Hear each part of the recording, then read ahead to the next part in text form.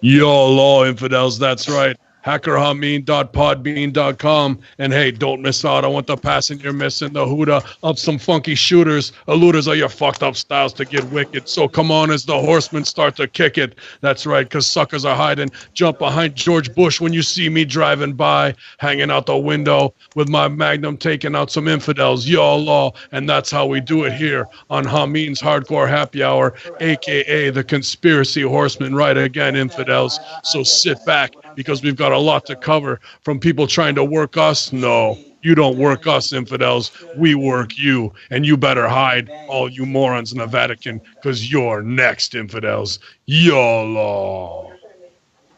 Hey, what's up, guys? What's good? I just want to say thanks to everybody who's been supporting us. Such a crazy time in this world.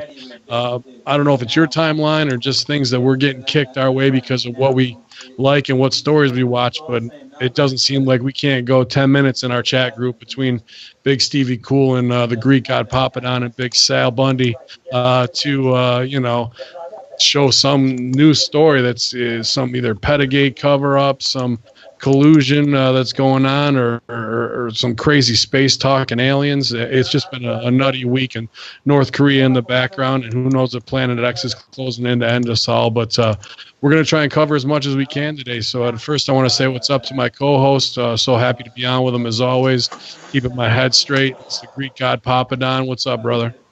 What's going on?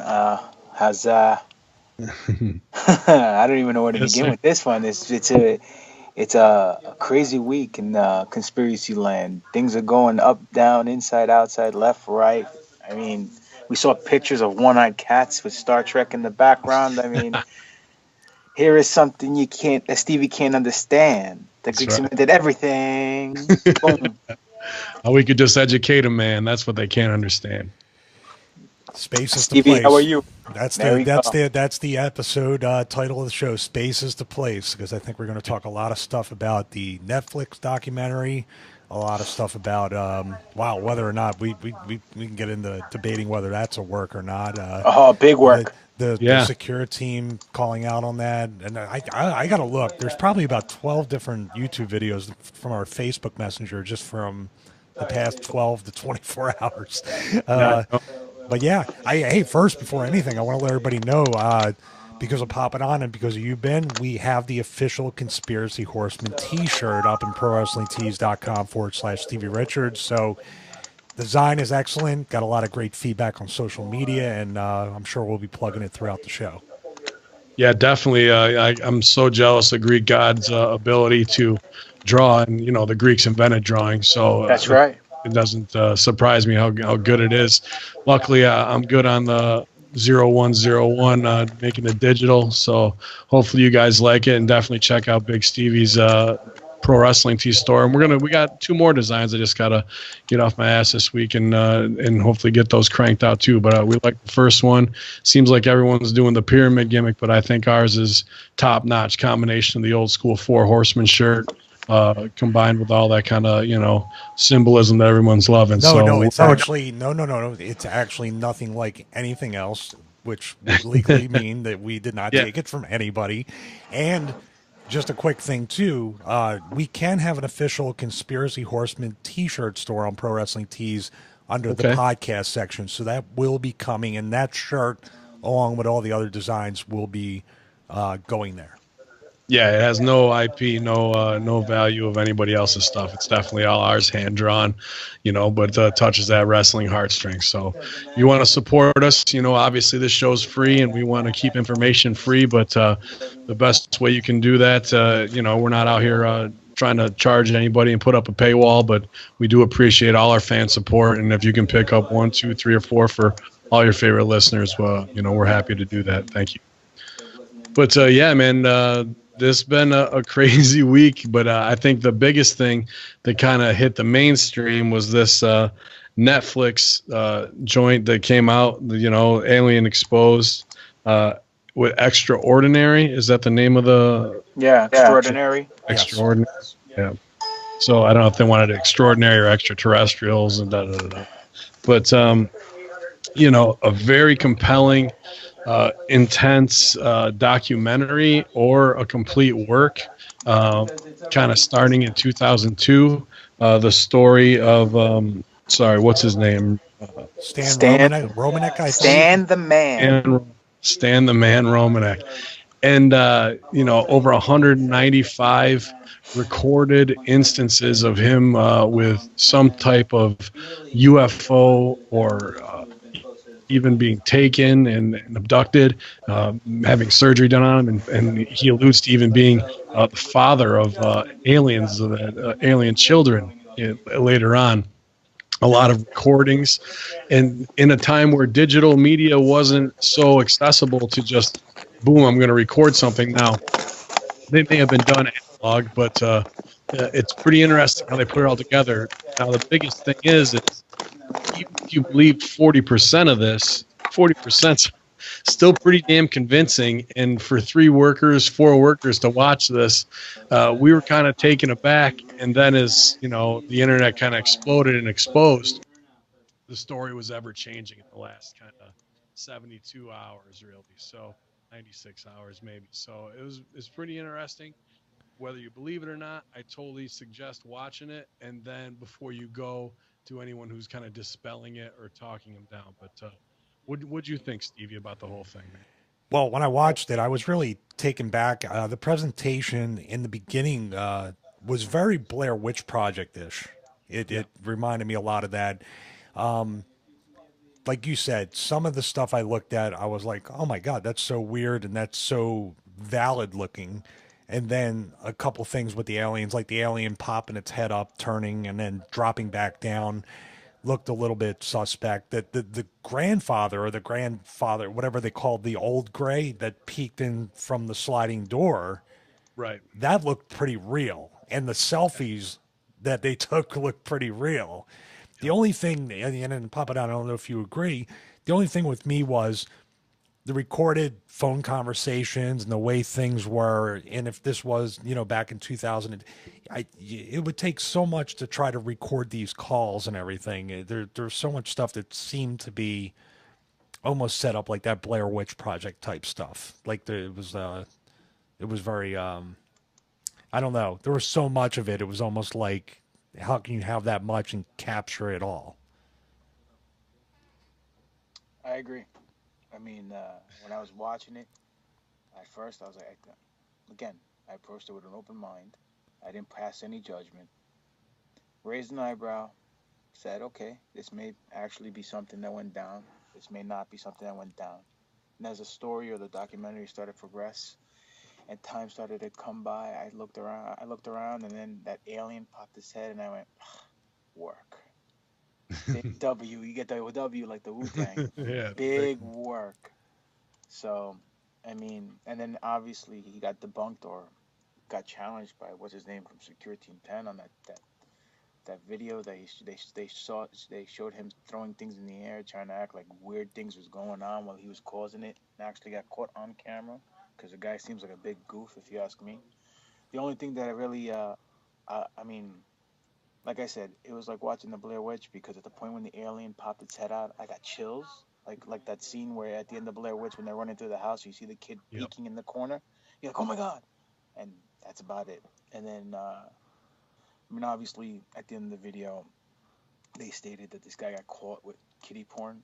And if that is the case, may he rot in jail. May someone kill him. All pedophiles need to get executed or decapitated, like we've said before in the past. But, my thing is, he comes out with this thing now. Maybe it's just him trying to do misdirection or trying to use it as an alibi because he got caught with kiddie porn. You never know. So it could be one or the other. I personally don't believe it. I think it's a big work. Yeah, I think it is a work, but at the same time, like I said, if you believe X amount of percentage and they're trying to keep him down, the pornography thing is an easy way for them to load it up. And they said Homeland Security was watching him. Since when does Homeland Security have a lot to do with child pornography? That was strange to me.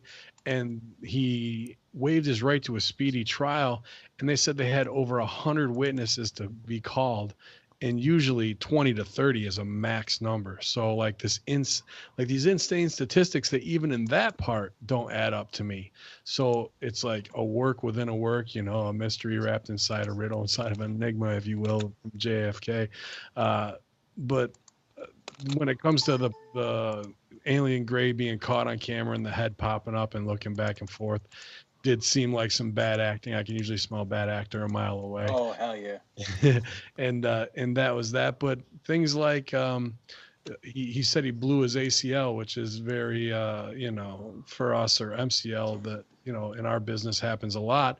And then he was abducted, and there was 5 holes lined up in the back of his leg, and supposedly his knee brace was incinerated and things like that.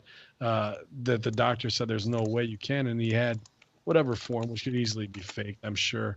But went in, and Doc looked him over, and he said that it wasn't.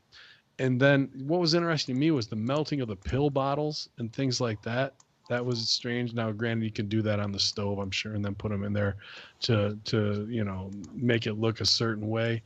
But a lot of the times he would get these calls, or calls would get interrupted from what sounded like the YouTube alien channels that we talk about, and they would call them star seed, and they were planting the seed inside of your mind as you're watching this, that yeah, he's being taken and abducted and used for pseudo-sexual experiments, to do crossbreeding and things like that, which there has been stories about that recently, about alien DNA being injected into people. And they even have a girl with almond looking eyes, like very pretty young girl, but her eyes are much bigger. And then he actually has people over at his house at this one point, and these people kind of smelled like bad actor to me too, where he goes out and takes a picture of this girl at the end of his driveway, who's supposed to be like supposedly one of these alien kids who keep visiting him.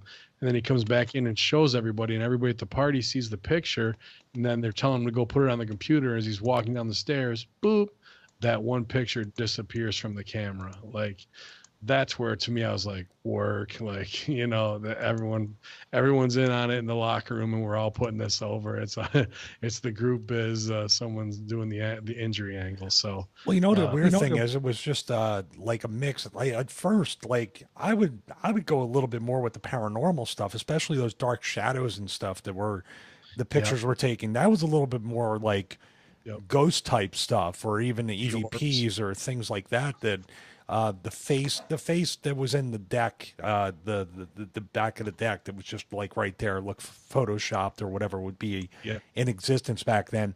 But the dark shadows, I can't really explain. Those would seem, if not for alien stuff, the paranormal stuff that I've investigated in the past, it looks semi-legitimate, like more so than a lot of stuff. Yeah, more dimensional beings, if somebody's always there watching him or what have you. And the orb around the apple trees filming through the window outside, and there's things going on, like that would have been really tough to fake if you didn't know After Effects at that time.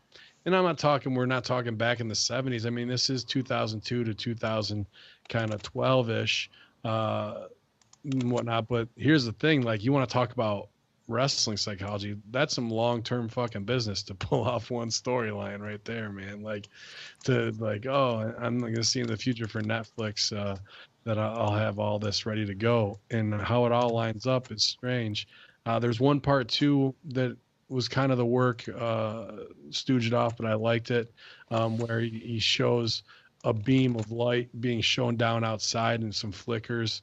And the next day he gets up, he had CCTV cameras out there, and the cameras malfunction and goes out, and you see on his dirty white vinyl siding an arc around there, and it's totally cleaned off. And then the next day guys show up to change it, but his landlord didn't call anybody to change it.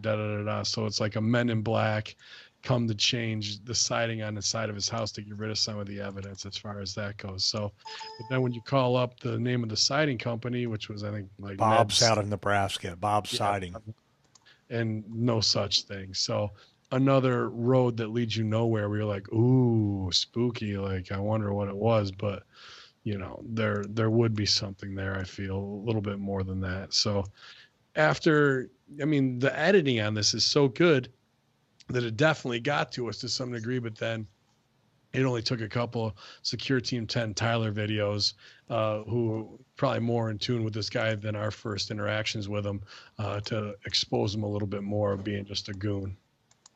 You tried to get his wife on the podcast. We were trying to interview her. How did that go? Did you get any? Sent her a message, nothing back on there, and she was pretty convincing too, man. As far as that goes, in that document, or whatever you want to call it, mockumentary possibly as well. So it'll be interesting. Hopefully she hits me back, but she didn't follow me back, so I can't really DM with her. But she had some crazy 40-year-old helmet hair going on, that's for sure. What about the woman you pop it on, and then about, because I was watching it with my wife, and it was just so funny, like when it got to the point of where she's like, there's this connection, and I just couldn't deny the connection because they were both supposedly abducted and bonded with the abduction, and my wife was like, no way. She, that was strange in itself, because I thought right away, oh my God, he's kind of cheating on his wife with this lady and making up some alien abduction story. That's his alibi. He's like really like. Oh man. Well, I mean, just like the Eddie Murphy thing, she catches him in bed, and it's like, it wasn't me. Yeah, his wife never should have cut her hair like that, and then they wouldn't have had that problem. But well, that's why you're a life coach. See, that's why you're helping everybody. She looks like, with that denim jacket from the 80s, she looks like an old horseman rat, dude. Who are you kidding? Dude, there's nothing worse than women, in my opinion, when they just make that decision of getting that 12-year-old boy helmet haircut and they just ride it out to the end. That's brutal to me. My wife's got beautiful hair. I told her if it goes, that's it. We had a good run. Wife? Yeah, wife number one. She's the only one allowed to show her hair. But that is funny that it could have been a cheating story. But he even alludes to that they were paired together by aliens to create this pseudo race, a star seed or what have you. So that is interesting that his one wife didn't put a ton of heat on him, even though she seemed like a hard ass. She's like, even if he's lying, I'll call him out. So it was and the fact she said that just to make a point of it spells work. Yeah. Just like a guy cutting a promo and he says, "Hey brother, this is a shoot." When they say that, it's not a shoot. You don't gotta tell people it's a shoot. People know when it's a shoot and when it's a work. So the fact she has to explain to everybody that, if he's lying, I'm walking. I wouldn't be staying here. Right? Sure you wouldn't. Come on, you got the altar boy special haircut. You're like Mr. November for the Vatican with that haircut over there, and come on. Of course you want the money. You need to buy new denim jacket. Do you think any of it's true? Because it's either one of two things. Either just in my opinion, looking at it, that this whole elaborate alien angle was to cover up what was going to happen with the kiddie porn stuff, or the kiddie porn stuff is to totally discredit whatever might be true that this guy has brought out, or potentially brought out, because they supposedly beat him up. They had, you can't hide on all his computers. I mean, it was like Ben said, this was like, he invested time, money, effort, and more time into doing this over the course of over a decade. This is a sociopath. If put it this way, if his thing had any legitimacy and he was onto something, okay, why didn't the government just steal his computer and take all his evidence? Why would they send him stuff on his computer saying, "We're watching you," or "Keep your mouth shut," or whatever the computer said? Why don't they just go in there and just hack his computer, run a magnet by it, destroy the evidence, or just break in his house and take his computer? You know what I'm saying? Why go through all the trouble of infecting his computer with a virus? That's what I'm just saying. If I was in the government, that's what I would do. Just break in, take it, and that's it. But I'm not in the government, so whatever. Yeah, well, the government could be scared that he's got backup to the backup and that enforce his story. You know what I mean? And Pop's talking about too is he said he was riding his bike to work, and guys rolled up on him, military guys, and that were actually in the back parking lot at work and beat the shit out of him and broke his nose. And you got to back up. You got to back up to the part I thought was bullshit. that the guy that he hit the guy with the chain, the guy who supposedly knew kung fu, and he almost killed the guy because he was convulsing. And I was just like, that's when I turned to my wife and I said, if these were the well-trained military guys and everything, I'm not a super tough guy, but I would have trouble with even just one of them. And you're talking about three of them, and one of them is convulsing because you hit him with a bike chain. That's when I started to say, it turned me a little bit into that's on the work side, right? Well, here's the thing. Like, I can absolutely see your point in that. But for me, that almost sent it home because I remember when I was in high school, these two chicks fought, and in the middle of like the foyer outside the main office, and one chick was kind of rough, tough farm girl, and the other girl was just a shit talker, and the farm girl just picked her up and gave her like one over the shoulder, almost like Scott Norton shoulder breaker style, but then it dropped her into the power bomb and she hit the ground and went into convulsions like that. So I was like, if you clacked them with a fucking bike lock upside the head, and I'm not talking little twist one, I'm talking like you're not going to get your bike stolen in Chicago or New York City chain. You know, it might only take one snoop upside your head to do that, man. So I could see it from both sides on that. That was almost the most legit part of like they showed him bloodied up and he dropped the dude with that, and he puts himself over as like an ex-tough guy who was a punk in high school, like to lay that. Oh, he grew up in South Central. Yeah, right. Crips and Bloods. I think that was more the point when he goes, I was fighting with Crips and Bloods, so I know how to take care of myself. I went, I don't know. Yeah, he doesn't come off as a tough guy at all. He's not a shooter in my mind.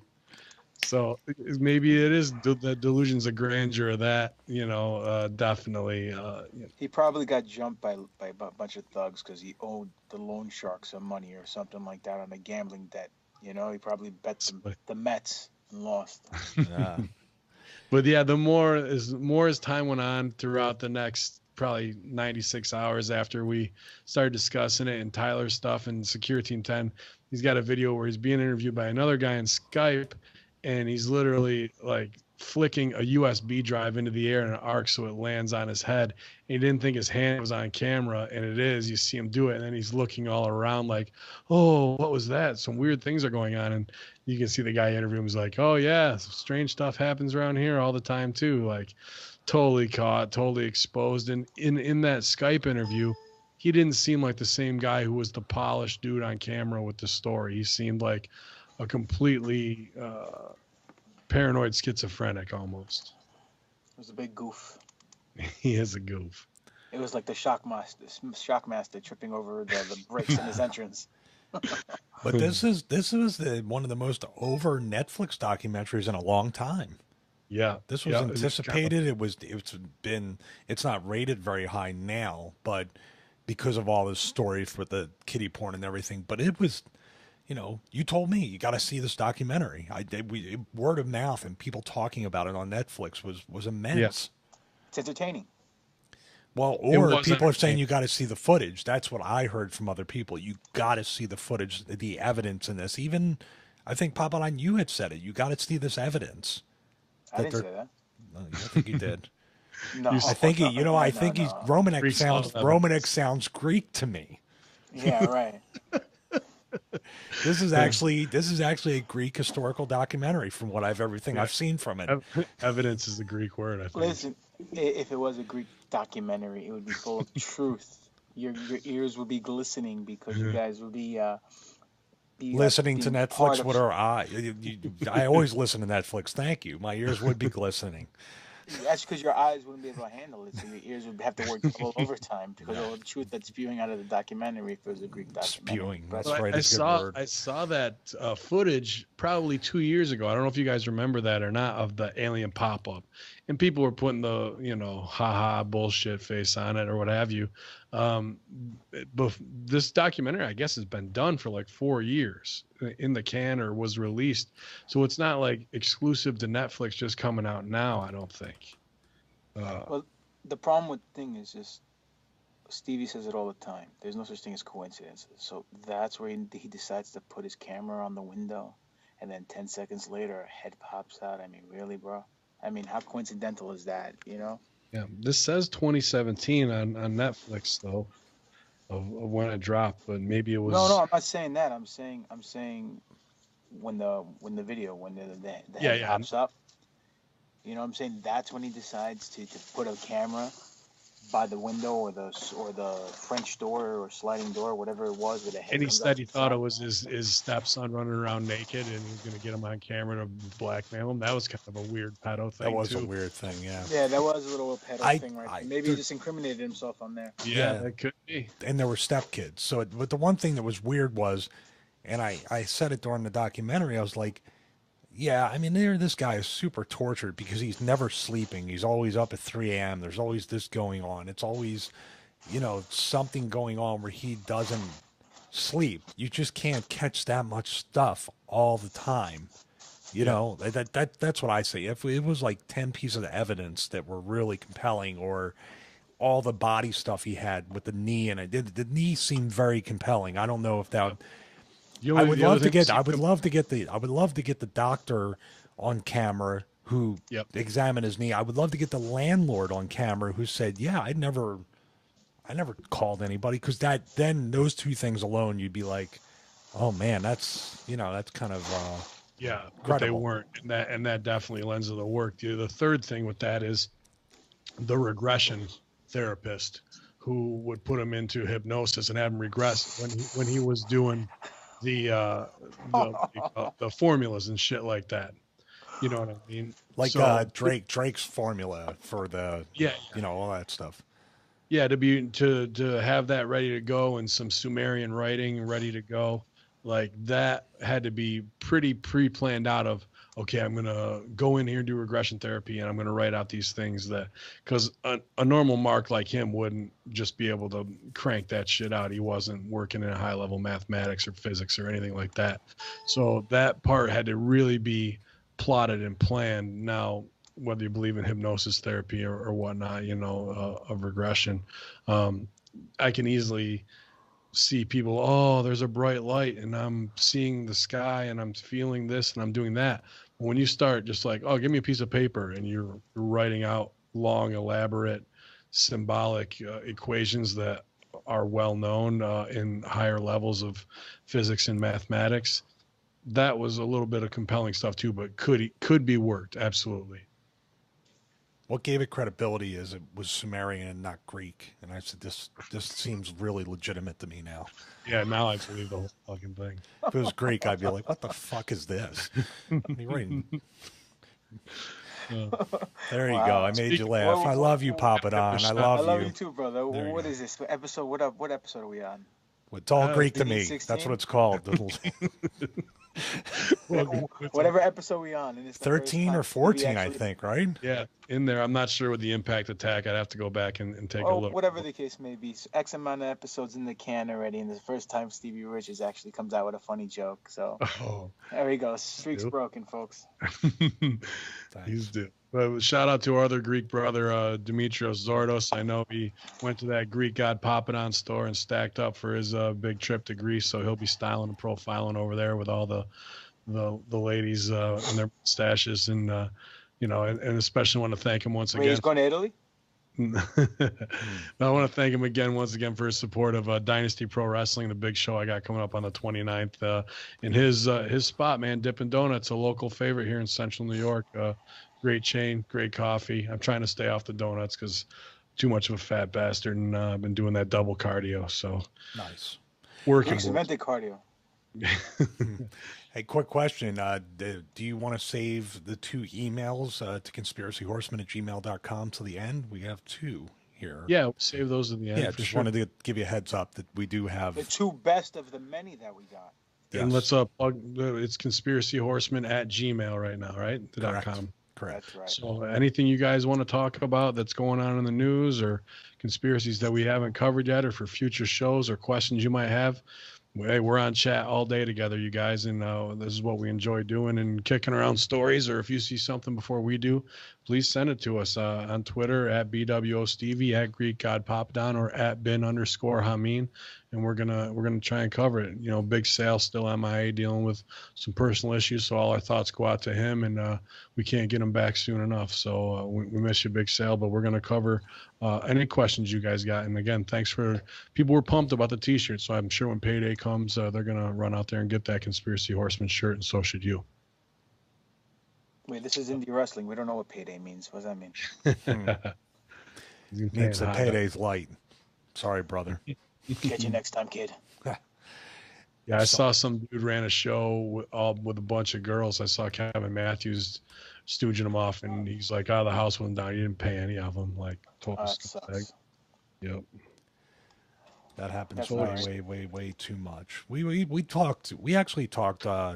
You know, before we start recording, we always talk for about maybe 10 or 20 minutes, and it's just funny that we've done a lot of different things in wrestling and all that stuff, but it's really just such a microcosm compared to what's really going on out there. We were just shooting stuff out there about North Korea, about this, about the system itself, and how a Planet X or North Korea could just turn everybody's thinking upside down. And what we think is important, almost like you kind of half welcoming it. I'm scared to death, and but you wonder, all this stuff going on and all the things we go back and forth, and probably a theme we talk about all the time is like, what's it going to take for people to finally kind of wake up, get enlightened, change their thinking, get out of the Christian work ethic system where you got to work 60, 80, 100 hours a week just to have your stuff. Like, when are we going to get beyond all that and really tackle what's really important and going on in the world? Because we just keep pushing it further down the road. I mean, our debt ceiling is the same thing worldwide, not just in the U.S., where we just keep kicking the can down the road. It's not going to always be that way. What do you got to say, Papa Don? I see you over there. I'll just say two things. The only way the individuals around the world can become enlightened and make a difference is if they go to Pro Wrestling Tees and buy a Conspiracy Horseman t-shirt. Yes. That's the first step. Second step, or the second thing I was going to say is, who do we owe this money to? Who owes what to who? It's all a work. It's all, you know it. Ben, you know it. Stevie, you know it. Big Sal knows it. It's all a giant rouge. It's a giant scam. It's a work. How the hell does one country or another country money in the trillions upon trillions of dollars, and we don't even have that money circulating on the planet or in the system? It's all a big scam. And the people who are benefiting from this, the Rothschilds, the Rockefellers, the Bank of England, the three-headed snake. All the central banks. Yeah, the Vatican, the D.C., London. I mean, at the end of the day, if you really wanted world harmony, and you really wanted world peace, and you wanted to really make this world a better place, just write off the freaking debt. It's not real money anyway. There's no real value to it. Just exonerate it. You know what I'm saying? Like the Catholics do with their sins. They just go in there, they do 5 Hail Marys, and they're gone. And allegedly. And then they wash themselves. Thanks for all the nightmares. Reliving them. What? Thank you. Hey, man. Just hit a roller across my fingers while you're at it. So, you know what I'm saying? And let's focus on what's important. That's taking care of the poor, the sick, making sure everyone there's enough food on this planet to feed everybody. There's no reason why a third world country needs to starve. I know it sounds like all hippie Hallmark greeting card bullshit that I'm spitting out now, but at the end of the day, it's all common sense, because that's what it's all about. Being happy, making this world a better place, making this planet a better place. I mean, to me, climate change is a work. It's not real. The planet heals itself. That's what it's doing right now. Just like when you have an infection, your body temperature increases. That's what the planet's going through, because we're basically ruining the planet with all the nonsense that we're doing. Aliens are here because they don't want us to destroy the planet with nuclear power or nuclear weapons, allegedly. So what we need to do is get our head out our asses, buy a Conspiracy Horseman t-shirt, subscribe to this show, and realize that money isn't real and money isn't going to help us, and that we just need to write off everything and start fresh. Hit the reset button like we did when we got pissed when we couldn't beat the boss at the end of a level on a Nintendo game. Start fresh. You want to go, Ben? Yeah, man. I feel, go back to what Pop said a couple shows ago. It is all about love. But at the same time, I do like that esoteric thought, but how do you get there, man? Like, I hear Zuckerberg talking about a living wage and no one needs to work in 20 years from now, and you can just whatever you want, practice guitar, and a check will show up in the mail, or whatever credits will be added to your account so you can go and get food. And, you know, there'll be farmers that grow, and that's just how it is of go and get this because you're a human on this earth and you deserve it. Sounds great, but I don't think you're ever going to pull that from the clutches of the people that I owe student loan debt to, closing on my house for a mortgage, my truck payment, just to go up to a car lot and be like, yeah, I want that truck, I'm taking it. Like, you know, I don't think we'll ever get there in our lifetime of enlightenment to do that, unless they all out and out go through with their plan to ban driver's licenses and everything turns into rideshare so they can control the flow of everything. But then again, we've just given up more control to be in a system based on what we're told is going to be utopian. I just don't see, with the difference in blue collar mindset that's around where I live versus the Silicon Valley utopia Zuckerberg mindset, how we're ever going to get there, man. I think it's always going to be such a brutal battle to overcome this last century of from when it was little kids working in factories, women's working in the bomb factories, World War II, to where we are now, unless it is some type of alien invasion that, like Ronald Reagan said, would unite us all instantly. And also another thing that we've been seeing a fair amount of is Project Bluebeam this week. You might have seen the rectangular moon rising, and they put it over as, oh, it's just the perfect way when cold air and hot air meet that it looks like that. Swamp, a fancy name for swamp gas, isn't it? My God. Yeah, swamp gas. So, like, yeah, that situation's never fucking occurred before. This is the first time. No, it's Project Bluebeam. They're trying to do something, and then they tried to get it right, and the moon looked like a mushroom cap. Never looked like that before, and you could actually see distortion, whether they're trying to project it off of the strontium and aluminum that they've been pumping into the skies, into the atmosphere for how many years now. Seriously, actually around me in central New York, they cut back on it. Like maybe 3-4 years ago, I would drive to work, and bro, the sky was fucking crisscross, make you jump crisscross with different, you know. You lost Stevie. He doesn't know it. That's Stevie. That's a reference from the 90s of a Is that an young 80s rap love song that I listen to when I work out in the morning? Doesn't sound like it. These kids used to wear their clothes backwards. But anyway, for those who got it, hip hop on silly. You know, and they were blowing up the skies with chemtrails, and now it's just like we turn that switch off. Why? Because we're probably at full capacity of what they needed to project onto it with this Project Bluebeam. And now off the coast of Maine, off the coast of New Hampshire and Connecticut, they're actually testing it out. And what do they want to do with it? Maybe this alien invasion to enact a one world order, you know, government that they want everyone to come together under the fear, or they're going to try and save the Vatican with all this pedophile kid diddler bullshit they got going on, gay orgy shit, where it's like, oh, Jesus is back, everybody. And they march out this one dude. So definitely keep your eye on Project Bluebeam and be aware of what's going on. And I'm interested to hear if you used to see a lot of chemtrails, to our listeners, and now you're seeing a real cutback in that. I think we've reached critical mass on what the atmosphere could possibly hold with that.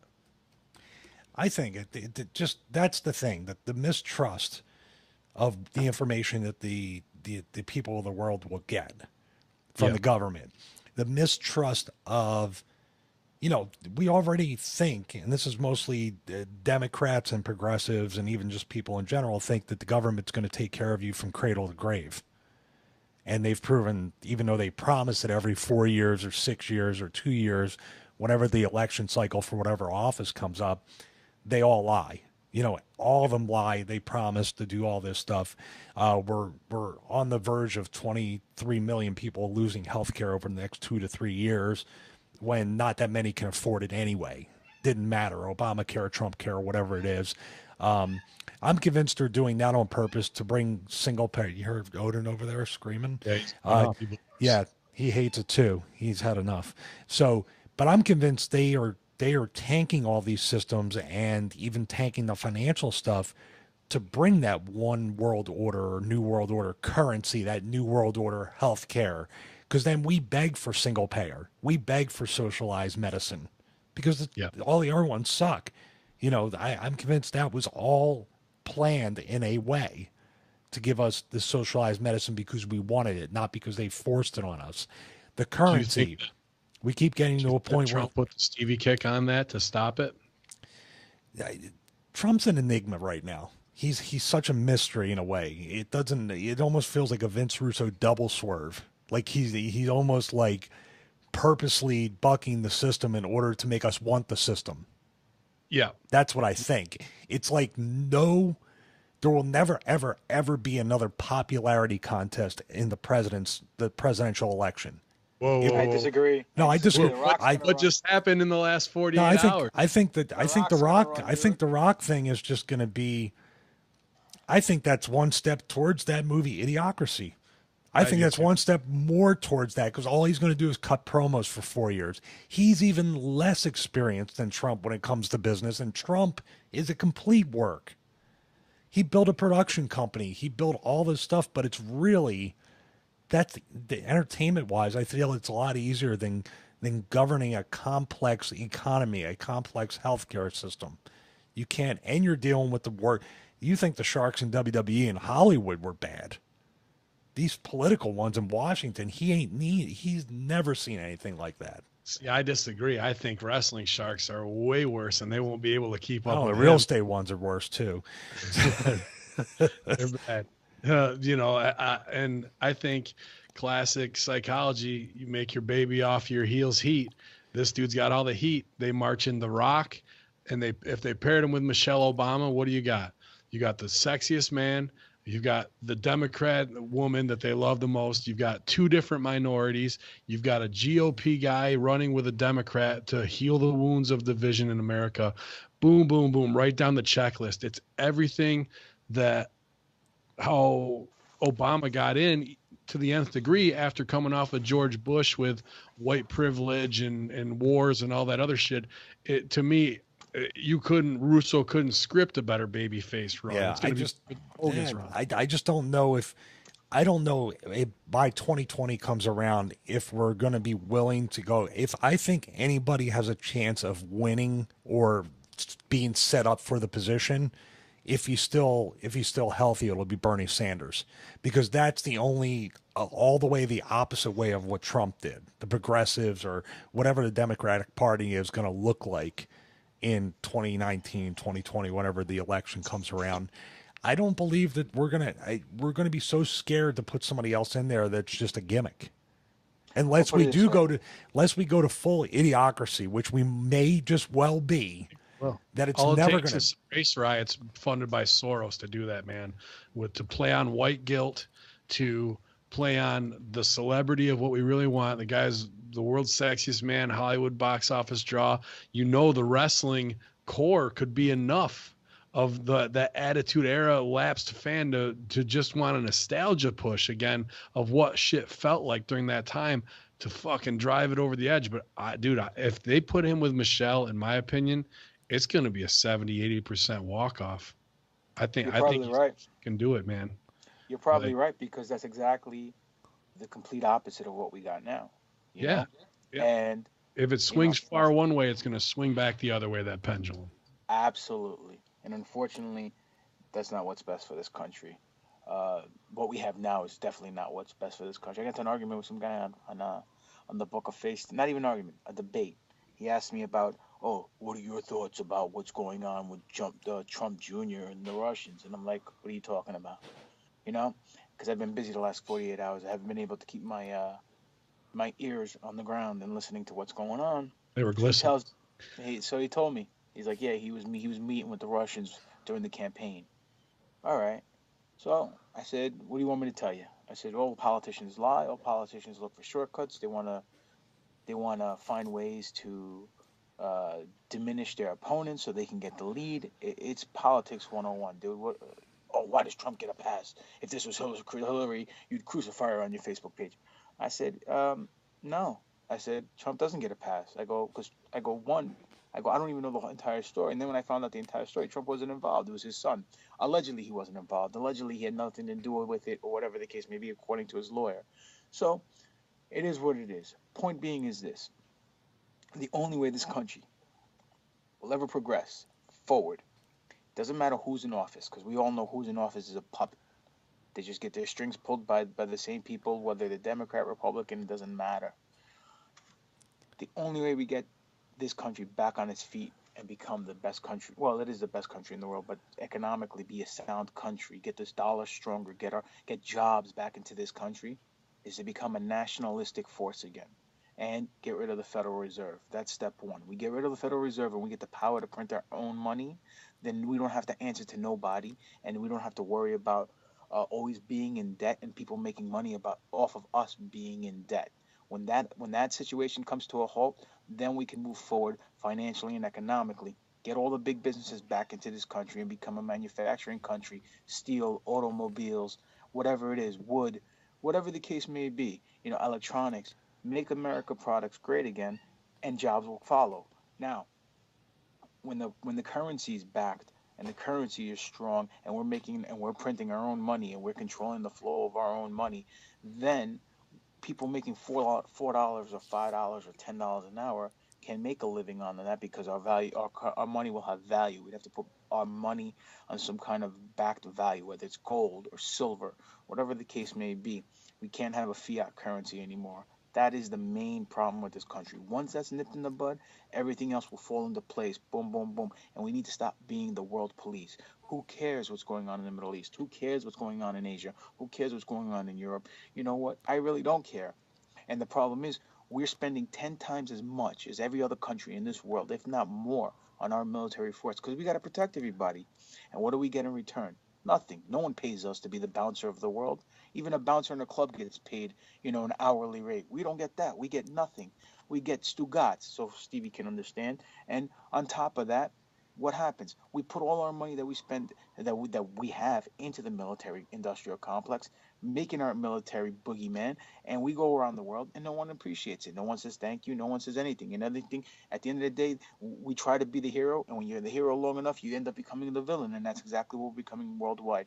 We're becoming the villain. So what we need to do is scale back, let all those other countries worry about their own problems and their own business. Let's fix our country first. Let's take care of our veterans. Let's take care of our economy. Let's take care of our people with the jobs. And let's worry about America first. Let's start strengthening our currency, get rid of the Federal Reserve, and everything else will come into place. And then the Rothschilds and all those central banks will fall at the wayside, because if they lose America, boom.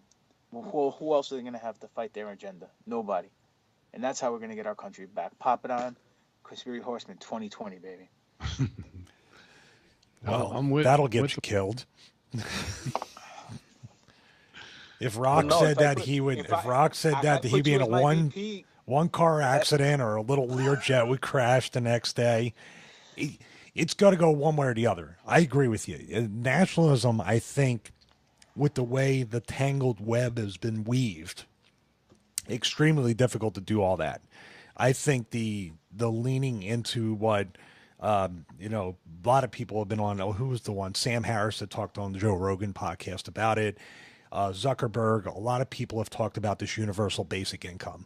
They've talked about moving to what would be a Star Trek type society, where money doesn't mean anything, where everybody's just striving to be better. I don't know if that's what's going to happen, but it's got to go one way or the other. You create too much of a vacuum in a way with the way we have our everything throughout the world to pull all that stuff back, which is possible. It would just create too much chaos, or at least would create a lot of boogeymen that we want anyway, and it's harder for us to be nationalist again. Trump promised that. That was part of his thing, because Hillary Clinton was the globalist. Hillary Clinton, by the way, people talk about Trump and Russia, which, that could very well be happening. What about the top donors to her campaign was Saudi Arabia, the people that treat women the worst and gays the worst out of anybody in the world. People forget about that. Finance 9/11. Hey, I was just about to say, where did those hijackers come from? Where did Osama bin Laden come from? Trump goes there and does the ass kiss there instead of holding their feet to the fire, which to me was the biggest evidence of how corrupt he is. Believe me, the globe picture was crazy still. I can't get over that, man.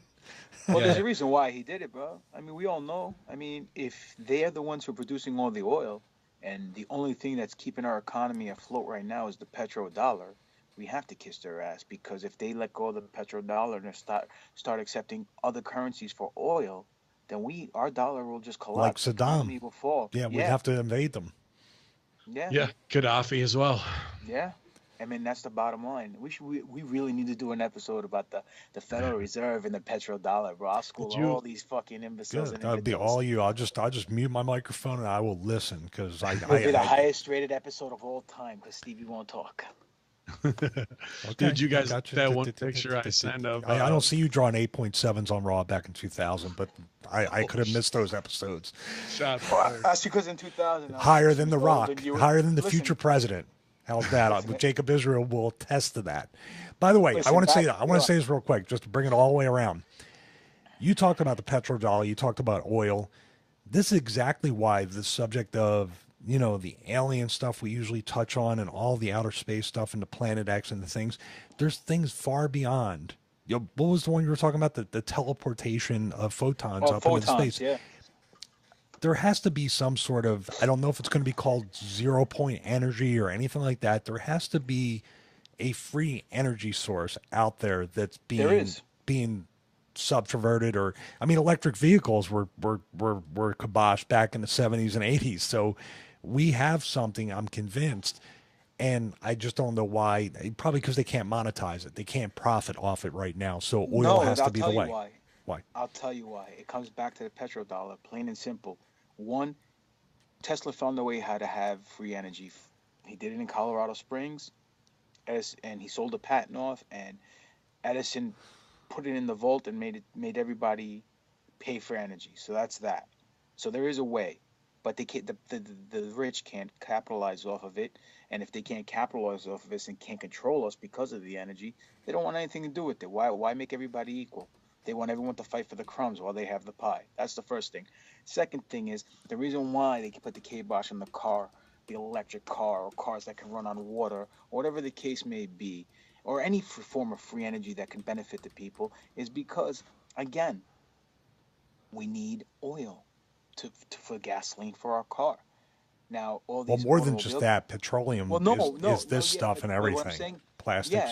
Yeah. Everything, but majority of it has to do with automobiles and industry, because let's face it, if it's not needed and we can run our car on electricity that's free, or water, or whatever, point being is the petrodollar will crumble, because then the dollar won't be backed by anything that's valuable. It'll be just an excess resource. When you have an abundance of something and there's no demand for it, it just sits there. It's like having 20,000 hours of wrestling. That's why ratings are so low right now, because people are tired of watching wrestling.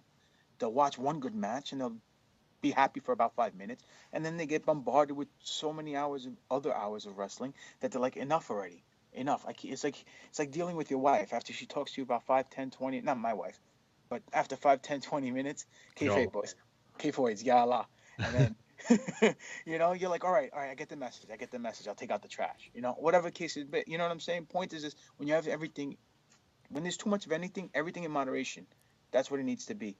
But when it comes to the petrodollar, everything that has to deal with oil, this country of the United States of America is enslaved to it, because it is the backbone of our economy. Without it, the fiat currency comes into fruition. The veil is pulled over. No one's hoodwinked anymore. Everyone realizes when the market crashes and our dollar isn't worth anything, that will be up shit's creek, and it'll be worse than the Depression of the 30s. So that's what they got to do. It's the greater good for this country, because they basically pissed away what we had, and now they're caught and they have no choice, and it sucks. Yeah, I don't know how they're gonna, be able to hit the reset button Nintendo wise, how you spoke of it though. But to double wrap, bring it back around, we talked briefly, and one of our highest rated episodes was the CERN episode, or the Mandela Effect episode, and there was a great. We did a Mandela Effect episode. Great video this week on Max Louglan put out there, the child physicist, theoretical Blonde-haired kid, physicist. right? Yeah, wonderful. And he actually covers a lot of what we talked about the electron changing, and he believes that CERN actually killed our other universe. We've shifted into a new multiverse, and that all this is going on, which may be the explanation for Trump. And also what you were putting out, like we said earlier, there's a story where they've been able to project a photon, well, not transport, what is it? Teleport, thank you, into space. So before we went on the air, we were saying, if they're letting that story out now, they've been doing it for X amount of years, and what else can they do? And then to triple down on that, we mentioned Jacob Isreal, who just put out another amazing video where he's breaking down, not my favorite biblical verses from Genesis, but pretty much breaks down that CERN is right out of the Bible and of what's going on, and even names it in Switzerland, in the place where it should lie, and goes into the Tower of Babel from the book of Genesis and some other biblical verses, and breaks down with an open mind and open eye. It doesn't really, that's not Jacob Israel's thing. He almost seems like a theologian who's lapsed into atheism, but still has all the knowledge to break down this and that and look at the world with an open eye, that you're not gonna, or look at YouTube anyway with an open eye, and conspiracies that you're not going to get from your local preacher on a Sunday looking for the roof fund. So we're really enjoying it. It's a 28-minute video. Highly suggest you go over to his channel and subscribe and watch it. But all these things that were far-reaching in the conspiracy world and science world are becoming wrapped tighter and tighter and tighter, it seems, together every week into not what ifs, but wow, you can really start to draw the correlation, like we said, putting CIA board on the wall with the pieces of string of this one relates to that one. And it has been a crazy week to kind of be inundated with these stories. Meanwhile, people are losing their minds in the streets over being triggered by red MAGA hats and things like that, the minds that aren't really awake yet. So I don't know how we're going to break out of this slavery. I've been talking the last 2 weeks, and I'm thankful for you guys. I've got clipped from my Mark job and just been dealing with that. So definitely buy a Conspiracy Horsemen shirt, because we need that. But, it's the greater picture of everything of, is North Korea going to turn Hawaii into ash, or hit Alaska, or hit California, and we're going to have a complete shutdown in this country? Is Planet X really moving things in the Kuiper Belt? And who knows what's incoming, where we saw the biggest strike on the moon from an asteroid ever recorded, 10 times the impact, and it wasn't even that big. It was 70, I 80. missed that. Yes. Oh, my God. Yeah, supposedly a piece hit the moon, and 10 times more impact and it wasn't even like a huge piece. It was the fact of the density and the impact on it that was recorded. How long till that hits someplace in West Virginia or Tokyo or Stanford. Could be.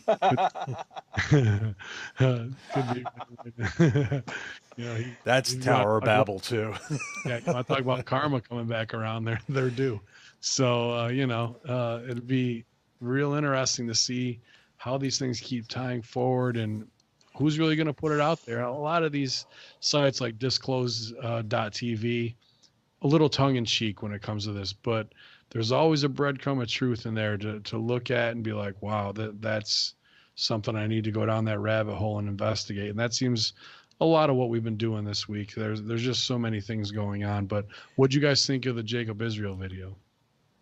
I loved it. It blew me away. Only because, obviously, being very religious, I don't know the scriptures. I had never read the Bible, but my faith is very strong in God and in Jesus and Christianity.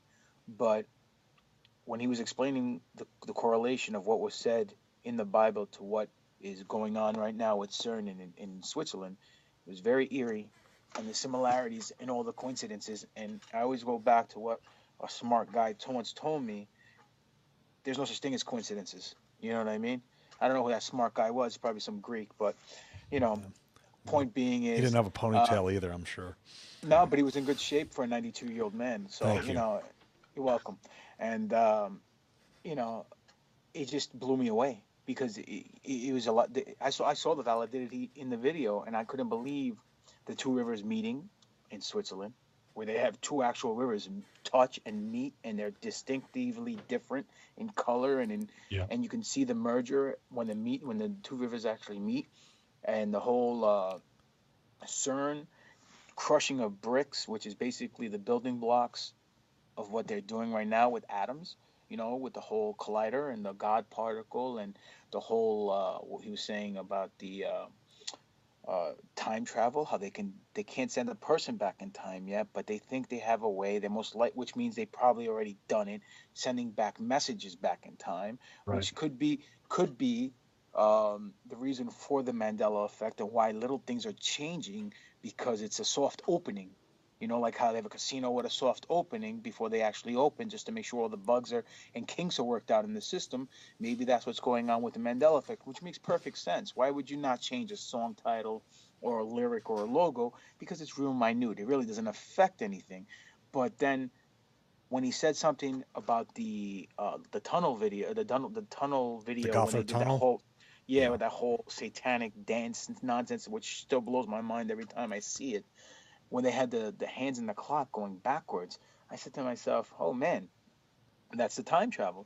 And he pointed it out a second later, and then he said that maybe the elite or the world leaders know something, and they're trying to send back messages to prevent it, like in a movie.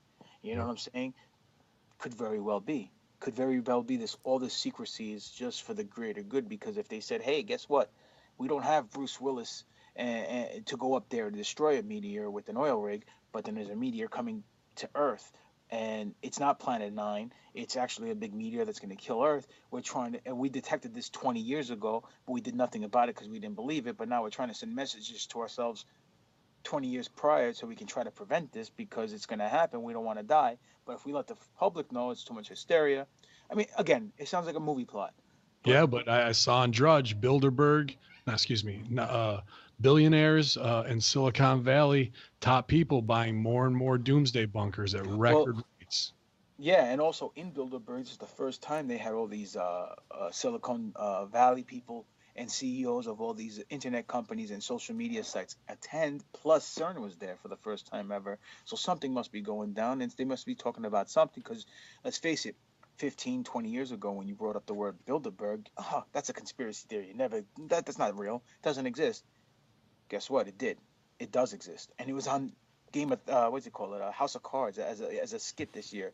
You know what I'm saying? As part of an episode. So when people say, you know, there's no truth in our theories or in conspiracies, 9 out of 10 times it is.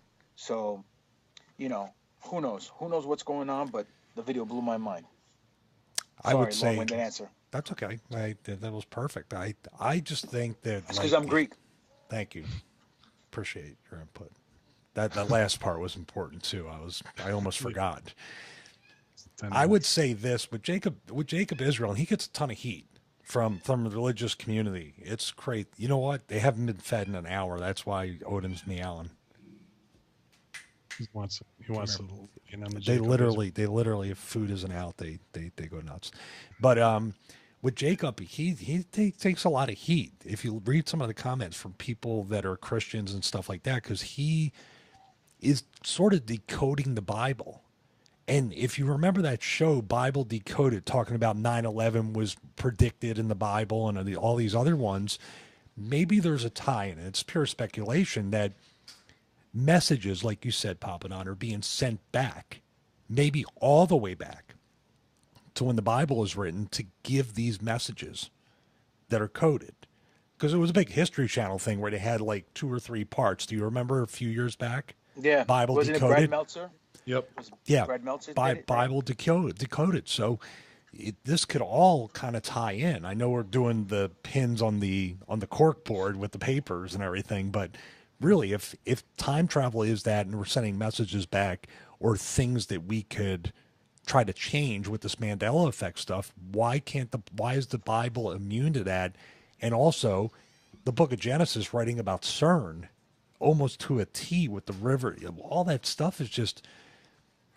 There has to be some hand whether it's God or somebody else that's putting it in those words in those books, where now it's all kind of coming to fruition. It's just very, very strange. Whether it's a god or it's an alien race or something that's writing these things in the Bible that are now coming true. You have to kind of think, what is the Bible? Whether you're religious, atheist, or whatever, there is credence to say that there's evidence that's saying that these things are connected. Yeah, or is it the Max Louglan? And what he was saying is maybe they do know it's coming, and they're trying to switch us into a multiverse where that doesn't happen. You know, there's infinite amount of multiverses, as he's saying, as he writes it down. It's even hard to explain. My mind is infidel compared to this kid's, but it's you know, if you're looking at an XY graph, that there's smaller and larger infinities and going in each direction. So if each one of these infinities has X amount, even you're creating a multiverse with your thought and I am in the mind. When they switch into one without a planet X in it, is that where we hold up and stay? I'm not sure. That's my quick question is this sort of going to be like the butterfly effect, where we avoid a little thing but it causes a bigger thing?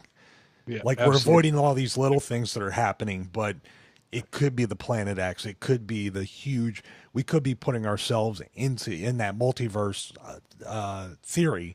We could be putting us into a much deeper hell than we could ever imagine. Yeah. Yep. Yeah, but we won't know till we get there. That's the scary part, you know. And you know, it just with this whole multiverse thing, the D-Wave computer, I think that has a lot to do with it. Also, the Flash's predictive programming of that as well. There's tons of, you know, that stuff there. Put it this way, bro. I mean, if you and I, or Ben, you don't have to flex your bicep. Sal, we know you got a big bicep. I'm scratching my arm. Okay, I always scratch my arm like that too. Look, everybody. Oh my goodness. Keep it in your pants. It's scratching. Oh my God, my chest is itching too. Look at that. Subscribe to the YouTube channel for the video version. Anyway, before I was really interrupted by the mafioso over there, what I was going to say was, if any one of us came out and said about multiple dimensions or multiple universes or multiverses, or there's parallel universes similar to ours, and people will be following us with straitjackets trying to throw us into the loony bin. But then you have a CEO of a company that makes $10 million computers, quantum computers, comes out and says this on stage, and everyone's clapping like a bunch of Muppets. Like it's, you know, it does not make any sense. No, it doesn't, because you know what? That's the most craziest thing anyone can ever say. Aliens, multiverses, interdimensional beings, teleportation. But slowly and surely, it's all coming to pass. It's all coming into light, and no one is blinking an eye, because it's not even theoretical. It's happened. It's behind us now. Like, it's ridiculous. Just did it, and we survived. It's ridiculous, dude. And you know what? I don't know where we're gonna go. I don't know where this is all leading us. I don't know what rabbit hole this whole planet's gonna go down. But it's kind of scary, because obviously it's the unknown. And we don't know if tomorrow's going to bring Nibiru. We don't know if we're going to get hit with solar flares. We don't know if aliens are going to attack. We don't know if the economy is going to crumble. We don't know if World War III will happen tomorrow because some fat Korean guy with a bad fade is just pissed off and sends a missile our way. We have no idea. So yeah, they may know already, and that's why they want to switch and do a different multiverse in order to do that, to kayfabe it, to get out of the way of whatever big thing is coming. And like you said, you know, is it worth changing Sally Field to Sally Fields or vice versa in order to do that? But what else is changing, and what are we giving up? It's you know, the classic, we'll only do it this one time until we need to do it the next time and the next time and the next time. And you know, once you open Pandora's box that way, there's no way to put it back together like that. Once the genie's out of the bottle, it's out, baby. What's a sad commentary too, that, like we said earlier, everybody's doing what they can to show their red badge of courage with their Christian work ethic. And I work 80 to 100 hours a week, and just going back to that kind of stuff, I'm so turned off by the real estate stuff, and just between me and you, I really wanted to get in there and help people, and I wanted to have that knowledge, do whatever. But then, like, I just see the greed, and I see the rat race, and I just see people with absolutely, like you just talked about, Papadon. Money is, to an extent, kind of like a work, and these people are going absolutely ape shit over it. It's a bigger work than the UFC, my friend. Yeah, but I'm just, I'll let the comments on the YouTube video speak for what you just said.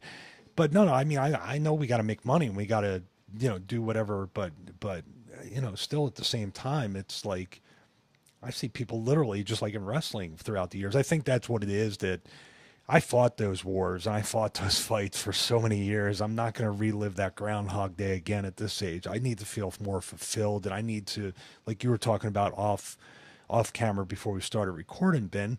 You want to contribute, you want to coach, you want to help people, you want to give. And it doesn't feel like that is happening a lot in this world. Everybody's just like, I got to get mine. I got to be, no matter what they are, even the Christians. I'm a Christian, but I still got to get mine. I just don't want to have to work the mark job for it. To, like, that's what I'm great at, and that's what people in this wrestling business are coming to me on the side to help coach them, to get them some of the people you're seeing on TV week to week. And when I can't get a call back to do that professionally, it's demoralizing when I know that's what I'm best at, but I have to do these other things just so I can do that for free. Do I love that my friends have success and I want them to be the greatest them that they can be? Absolutely. And I'm super proud of all of them because they needed me. They reached out and we got someplace together.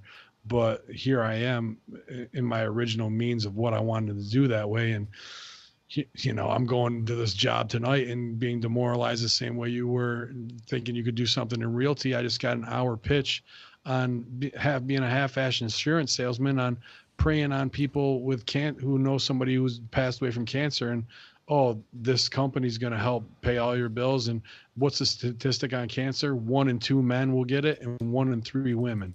Like, instead of what we should be doing of fixing these problems, we're worrying about missiles, bigger, better, badder, no free energy, and just keeping people down and not providing them with the care that they need, mental health, or just becoming greater and enlightened humans and supporting each other with what we do best. Because otherwise I'd be your NXT guy, making sure people like Baron Corbin don't hug any little kids after the show and kill their heat. Like, you love that. Do you know the federal government last year or 2 years ago spent $800,000 on watching snails have sex?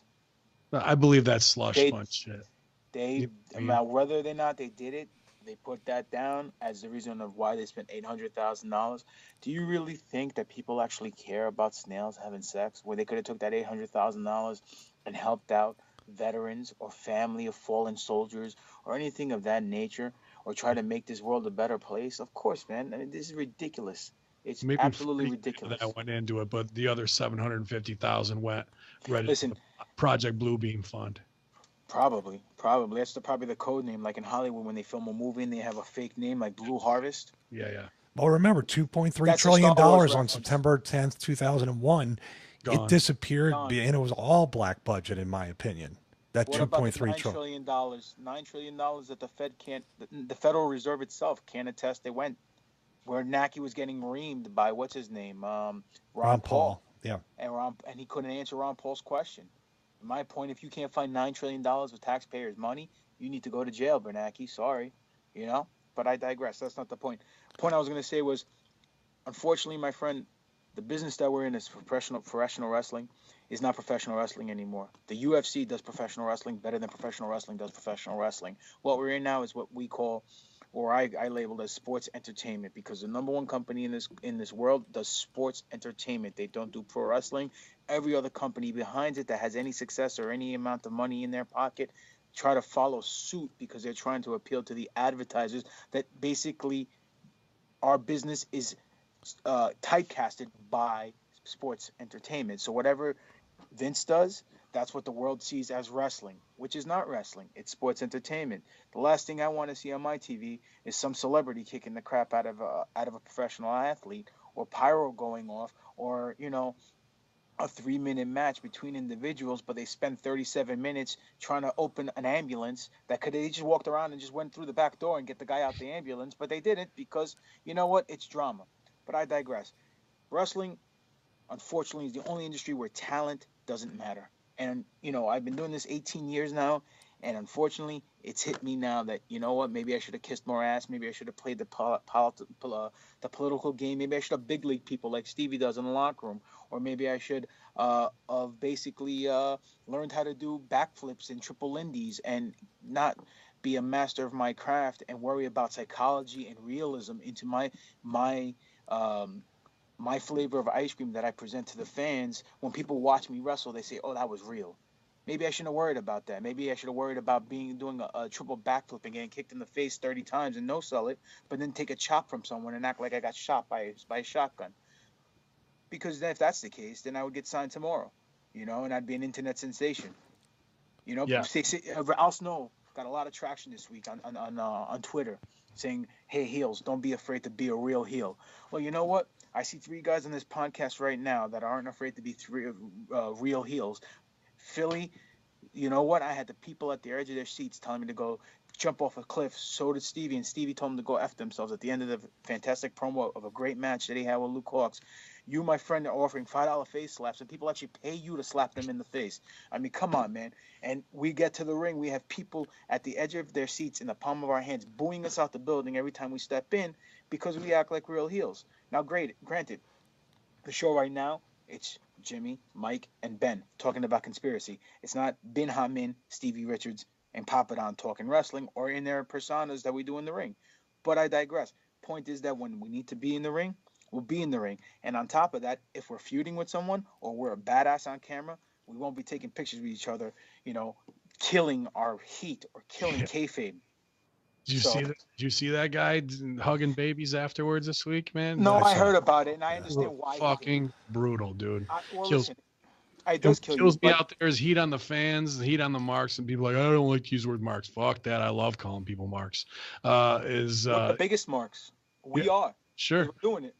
But they're like, oh well, in this day and age, like the fans that allow it because of the in this day and age argument, you're gone. You're the ones who are the most mea culpa for even allowing that argument to kill your thing. Take your kid to Disney World and let them see Mickey Mouse with the head off. Yeah, just take the head off right in front of everybody. See what happens. That's equivalent. You know, I would say going back to the politics thing, and you know, I can honestly say that I didn't go as far as I should have in wrestling because I didn't play it. I worked my ass off and I obsessed with being the best that I could to get even as far as I could without doing that. And I just feel like the correlation between wrestling and the way society is right now on that mark or on that point is accurate because the best of the best don't get the best. It's always, and I feel like that's a cumulative effect in society, government, business, this economy. It's suffering because we're doing everything but the up and up on merits alone. If you can do the job and you can do a great job, you should get the job. That should be it. Don't say, well, that's just the way it is, and that's how you have to, that's life, and it's going to be that anyway. To me, that's always a disconnect to me to say, why does it have to be that way, and why does it's kicking the can down the road?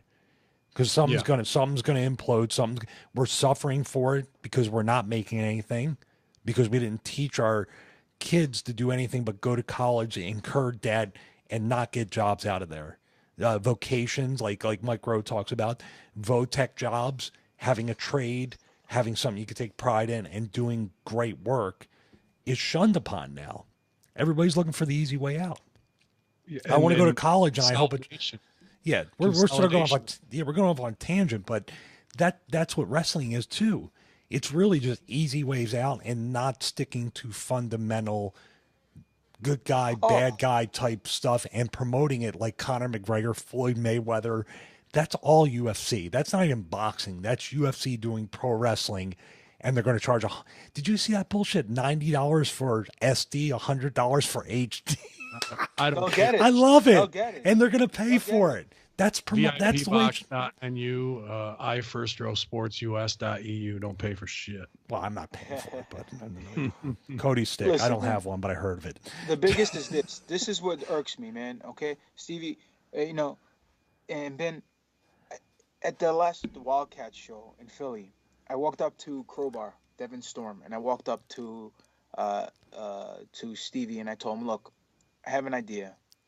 I want to form a group of boys in the back. This doesn't have to be an angle group, but it's going to be just like a group of elite wrestlers who can still go. Veterans who've been doing this for a while. Oh, shut up.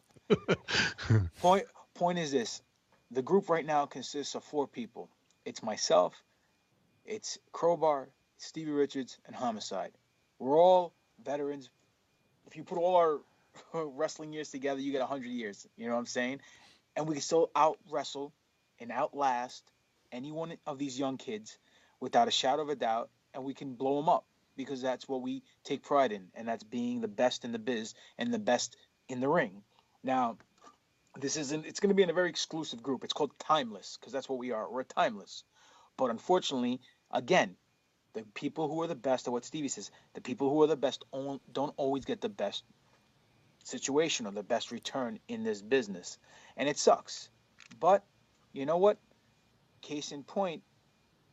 Oh, fuck. I forgot where I was going with this, man. I totally drew a blank. Sorry. MK Ultra just kicked into effect. I can't remember right now. Oh, he's going to shoot somebody now. No, you were probably doing an analogy to what we were talking about in society and life and jobs and things like that. Hopefully, you're going to be timeless and you're going to get your stuff over, regardless if anybody's going to give it to you. Work ethic and talent will play out. This is what I want to say. The biggest gripe I have is when you hear promoters bitching and moaning about these kids nowadays, and they don't know how to work, and no one knows how to work on the fly, and the business is dying because, you know, wrestlers aren't paying their dues, and throwing all the heat on the boys. At the end of the day, you look at a promoter, what do? They go, they see what's hot, and they book the act that's hot instead of building their own stars, especially on the indie level. So a guy who can't work a lick, doesn't know a wrist watch from a wrist lock, but can do a fucking triple Lindy off the top rope and a 330 and a Here I Come On Ya and all this other bullshit, you know, and hit the perfect landing, he'll get booked all over because the crowd will pop, and he thinks that's going to come back. People don't care about a pop or working for a reaction. What makes people great and makes them above everybody else into a superstar is making an emotional connection with the fans and giving the people a reason to come back. The reason why people come back to a show is because they want to see Bin Hamin get the turban that he's wearing on his head getting shoved down his throat. Yeah. You know what? Same reason why people want to come and see Stevie kick someone in the mouth, and or if he's a heel, get the shit kicked out of him. You know, same reason people want to come and see me when I tell people that the Greeks are the best, which is the truth, but they hate hearing the truth because the truth hurts. They want me to die, and they want someone to kick my ass. That's called Wrestling 101. But the promoters don't want to put the effort into it and making their own stars because they just want to book the simple stuff. Because guess what? If they have to actually book people and build their own stars, then they got to promote, and they have to put up flyers, and they have to pay for advertising, and they can't just piggyback on someone's name to get people into the door. You forgot about paying the talent too. Oh yeah, and then you know what? And that's why crowds today of 500 or 600 or 1,000 people is considered a good show, when 10 years ago that was considered a shitty night. I just don't see the logic of how going backwards attendance-wise and not putting your best foot forward as a promoter, you know, and advertising and doing this and doing that, and not building your own stars and sticking to the fundamentals, but then complaining when you see a guy break kayfabe, not saying you, but going online as a promoter or something else, and they get online, they do these interviews, and they say, well, you know what the problem is these kids they don't know how to work. Well, they don't know how to work because you're booking all the guys who don't know how to work. All the guys who do know how to work aren't getting their opportunity to shine because they're not the flavor of the month, because they're not letting the fans dictate their character or their matches. They're dictating the fans. Well, what you're talking about is the overall arc of things is people have settled, and they want to make excuses for doing a shit job and just still be on the bandwagon for that. And I saw MC Ren from NWA tweeted out today, Why does music suck so bad right now? Well, it's because 6 companies own all of media and they dictate, and people just allow it. They don't rise up. I think the morning radio DJ on FM is the worst thing in the history of mankind right now. They've killed all music together, like they've killed all art forms. And whether it's not even cut back in the arts, when Trump did that, people lost their minds. I was like, there's not even any art worth listening to at this point, aside from the Conspiracy Horsemen. So it's the overall sickness that's affected us all. But I just got the text from wife number 1. I've got to go rescue her and do right off into the sunset. So this has been a definite hardcore happy hour episode of the Conspiracy Horsemen. I'm glad we covered Extraordinary and exposed that Mark for what he was. And please hit us up at conspiracyhorsemen@gmail.com. Follow us on Twitter. Grab the shirt. We appreciate you guys listening. We want to hear your feedback because that drives our chats and our conversations, what we're going to do. I know we talked about covering some movies. They Live. I watched that this week, and we were going to talk some V for Vendetta, but our chat was so hot this week we had to get this stuff in. So we'll do a push on that. Those things will always be there. And I'd like to get Tim Alberino back on to talk about CERN and that Max Louglan video. If you're not familiar with that kid, watch that. It'll definitely piss you off that a 13-year-old is smarter than you ever will be, and at the same time you can explain it to make you go, yeah, that's probably what really is going on, and it doesn't feel like a work. So show's coming up for me, 7/29 in Rome, you guys, versus Spirit Squad, be it Pro Wrestling Blitz. I'll be UPW Headlocks and Home Runs. Guess who I'm fighting on that one, Stevie? Your arch nemesis. My arch nemesis? Oh my God, I got Swoggle and Dick Justice. Nice. Dick Justice is the man.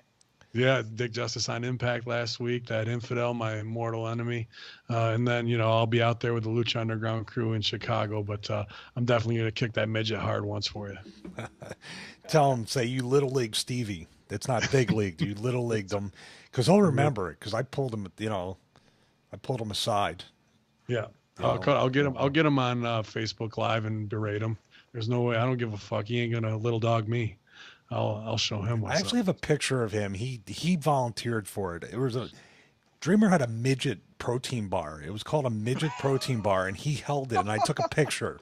And I can't find it. I think it's up on Flickr somewhere. It's the most ridiculous, and he looks like I just killed his puppy or something. He has this look on his face, and he was telling me, take my picture with this midget bar, and I'm like, he must have been drunk or something. I mean, it was just, I know he likes to put away beer and drink or whatever. You put down a shot or two. Yeah, we will. By the way, next episode, just promising everybody, we had 2 emails. They're general emails that are just questions about stuff. We will have to go into detail on those, but we'll read them next episode. Is that okay? So, absolutely. And along with any other ones. No, these aren't ones we can answer really quick. This is ones we have to spend some time on. Yeah, we'll start off with those. Make sure we do next time. So we'll start off with mailbag, our first one, and send in some more questions. Maybe we'll do a full half-hour mailbag of what you guys got going on. But y'all, anything else to add, you guys, before we sign off here? No, maybe a bonus show if we get enough email. That's all I got. Definitely. Yeah. Definitely. I look forward to these. I'm around this weekend. If you guys want to do something, man, we can do a bonus show. I'm down with that for sure. Cool. Yeah, man. Don't believe anything you read. Only half of what you see. Question everything. We are the Conspiracy Horsemen. Allow us to enlighten you and awaken your ass up. I just hope and pray for a better future. I'm serious. Yep. I'm serious because it's just buy the shirt. Yeah, buy the shirt. That'll be a better future for all 3 of us. Conspiracy Horsemen at Pro Wrestling Tees. It'll be prowrestlingtees.com/Conspiracy Horsemen soon. But right now it's on my store and Vin, change the name of the show to Conspiracy Horsemen. People keep asking me, why is it Hardcore Happy Hour? How can I find the show? Change it. I'll change it and I'll put the other one up. Y'all, wife number 1 calling. You've heard it here first, infidels, and you'll hear it here last on this. Ha means what? The Conspiracy Horsemen. Yalla.